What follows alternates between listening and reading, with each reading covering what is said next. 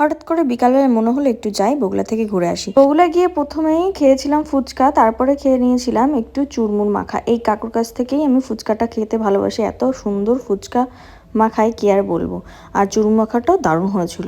তারপর ওখান থেকে একটু বগুড়ার বাজারে গেছিলাম, কারণ আজকে হাট বসেছিল, সেখান থেকে একটু লেবু কিনলাম।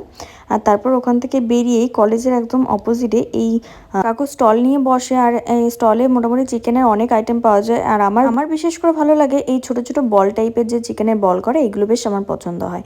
তো তারপরে ওখান থেকে আমরা বেরিয়ে গেছিলাম আর বাড়ির জন্য একটু খাবার নিয়ে নিয়েছিলাম। আর ওখান থেকে বেরিয়ে তেল পাম্প থেকে তেলটা ভরে নিলাম। তারপর ওখান থেকে থেকে পছন্দের মিষ্টির দোকান কৈখালিতে, সেখানে গিয়ে আমরা একটু মিষ্টি খেয়ে নিলাম। আর আমরা দুজনই মিষ্টি খেতে খুব পছন্দ করি। আজকে ভিডিও আর বেশি ছিল না, তার জন্য একটু ব্ল্যাঙ্ক পেজ দিতে হলো। দেখা হচ্ছে তোমাদের সাথে নতুন একটা ব্লগে। টাটা।